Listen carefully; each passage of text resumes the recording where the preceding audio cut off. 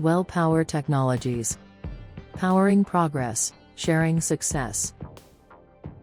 This is an overview of the gas field life cycle. As natural gas travels from the reservoir, it loses pressure, primarily due to friction in the pipeline, and changes in elevation. Upon reaching the platform, its pressure must be reduced to enable it to meet customer specifications. This pressure reduction represents a significant energy source that is wasted with conventional technology. Following pressure reduction, the gas passes through several processing stages before its pressure is increased to match the export pipeline pressure. When the production starts at a new gas field, the production rate is determined by the capacity of the processing plant, not the reservoir. This production rate is defined as the plateau rate. Over time, the reservoir pressure depletes below the level required to sustain the plateau production rate. From this point, the production rate declines, marking the start of the decline phase. This is a simplified overview of how the conventional technology works. In this setup, a gas turbine drives a generator to supply electricity to the process plant. Additionally, an export compressor is driven by a larger gas turbine. This gas turbine is equipped with a heat recovery unit that captures exhaust heat and transfers it to a heating medium used throughout the processing system for heating. Now I will show how the conventional plant works during the plateau phase. Natural gas from the reservoir arrives at the platform, where its pressure is reduced from 150 to 80 bar using a choke valve. Due to the isentropic Joule-Thomson effect, this pressure drop causes the gas temperature to fall to 20 degrees Celsius. Next, the gas passes through multiple processing stages until it reaches export quality, ready for delivery to the customer. A portion of this gas is used as fuel for the plant's gas turbines, while the rest is directed to the export compressor, where its pressure is increased to match the export pipeline pressure, and exported to the customer. As time progresses, we reach the decline production phase. At this stage, the reservoir no longer has sufficient pressure to sustain the plateau production rate. As a result, the production rate decreases and will continue to decline. To maximize output, the choke valve is fully opened, minimizing pressure drop and temperature loss across the valve. The gas is then processed in the plant as before. Eventually, the export compressor can no longer operate at such low production rates. To keep production going, a portion of the gas must be recycled to stay within the compressor's operational range. This gas recycling represents a significant energy source that is wasted in conventional technology. Here you see the same plant with our patent-pending WEX² technology. The primary additions include a raw well fluid knockout drum, a feed gas regulation valve, a feed gas heater, safety valves, and a turbo expander generator. Natural gas from the reservoir arrives at the platform, where its pressure is reduced from 150 to 80 bar, just as in the conventional setup. However, the choke valve is now closed. Instead, the gas is routed through the raw well fluid knockout drum, where liquids are separated from the gas.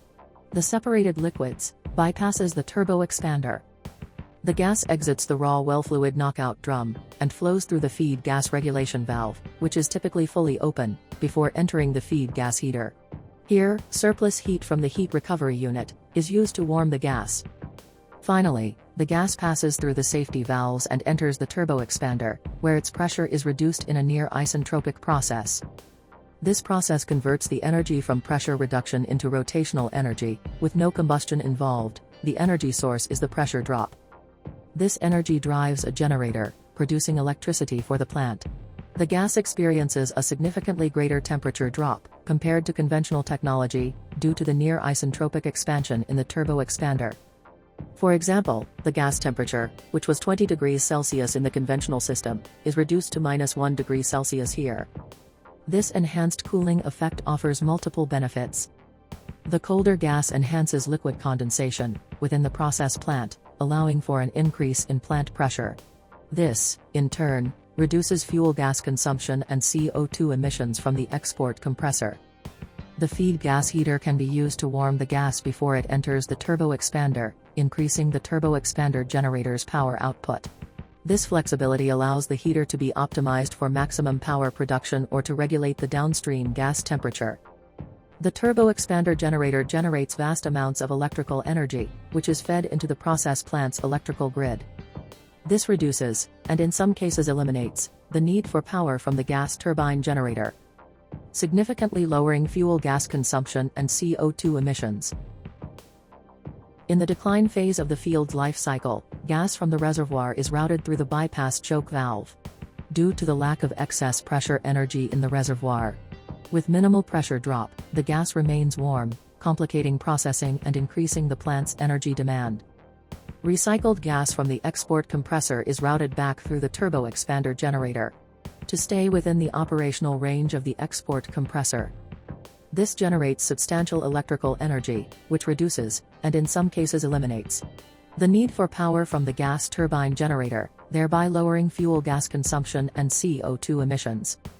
The cold gas from the turbo expander generator experiences a significant temperature drop and efficiently cools the system when it is mixed with the warmer gas from the reservoir. This promotes liquid condensation, enhances oil production, while reducing the process plant's energy consumption. The feed gas heater can be adjusted to regulate the gas temperature as needed or to maximize power production. In summary, our patent-pending WEX² technology, Wellstream expansion and waste energy extraction, offers significant advantages. It generates substantial electrical energy, reduces fuel gas consumption and CO2 emissions, enhances oil production, and improves the plant's overall flexibility and redundancy. Economically viable even without CO2 quota savings, WEX² has achieved a technology readiness level of 8, demonstrating its maturity and readiness for deployment. The technology is suitable for both greenfield and brownfield projects, with the added benefit of seamless integration for new tie-in projects, which can extend the system's plateau phase. This is how a new tie-in field can seamlessly integrate with the WEX² technology. The original field, now in its decline phase, bypasses the WEX² system. The new tie-in field connects upstream of the raw well fluid knockout drum, via a dedicated future tie-in point, where the pressure energy from the new tie-in is efficiently utilized, while waste heat energy is harnessed to control temperature or maximize power output. At the same time, recycled gas from the export compressor can be recuperated to optimize overall efficiency. This animation illustrates how the WEX² technology can prevent production downtime during required maintenance of the gas turbine generator. While still in the plateau phase, the export compressor or a suitable recycle flow can be ramped up to redirect a partial stream back to the turbo expander generator. This can create sufficient power supply to the platform, allowing maintenance to be completed without interrupting production.